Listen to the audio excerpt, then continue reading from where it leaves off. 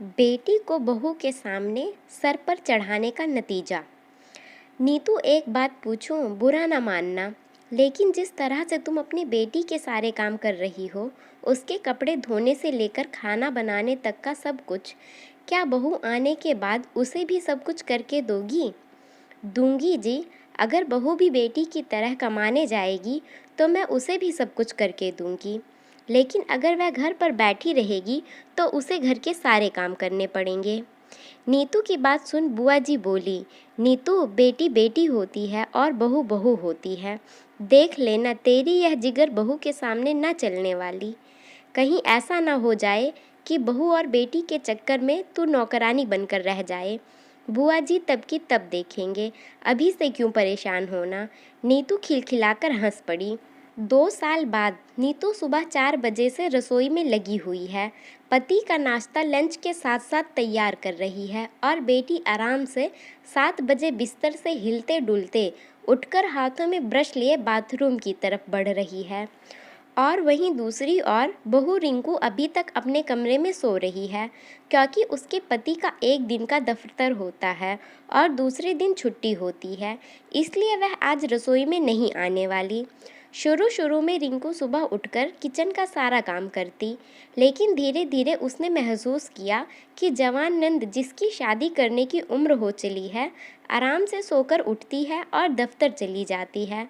सासू माँ उसे जरा सा भी रसोई में भाभी की मदद करने के लिए नहीं कहती, और उस पर भी अगर कभी गलती से ननद के लंच बॉक्स में कुछ कमी हो तो मुझे ऑफिस से फ़ोन करके सुनाती हैं।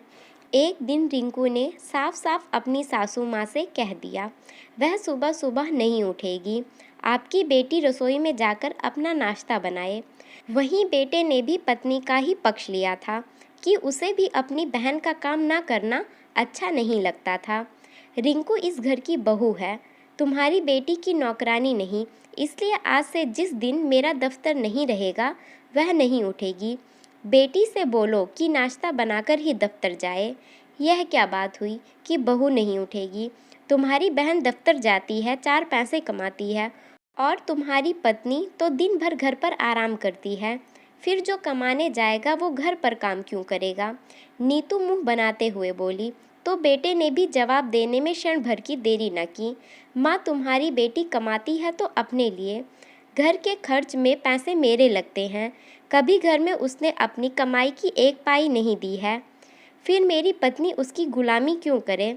और उस पर भी सुनना पड़ता है, वह अलग।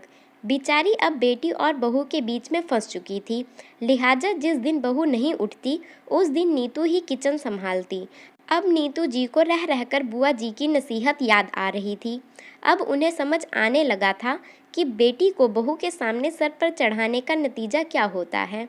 एक दिन नीतू जी ने बेटी रिया को सुबह का नाश्ता बनाने के लिए कहा, क्योंकि उनकी तबीयत कुछ ठीक नहीं लग रही थी और बहू भी नहीं उठी थी।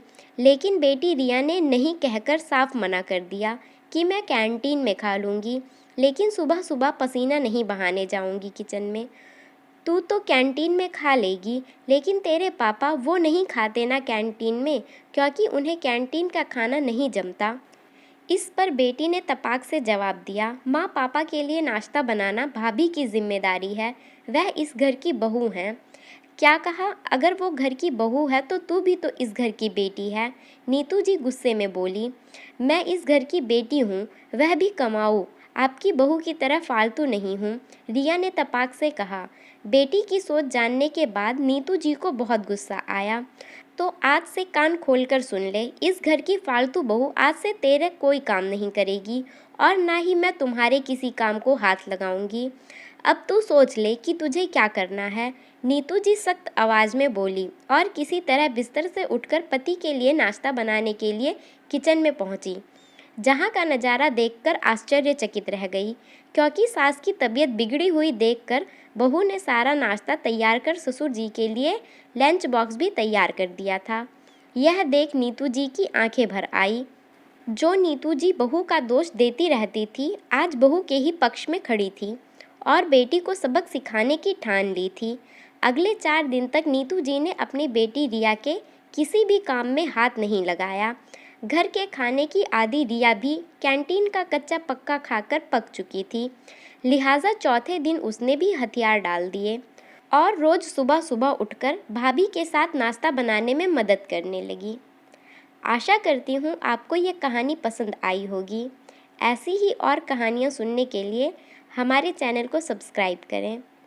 Thanks for watching.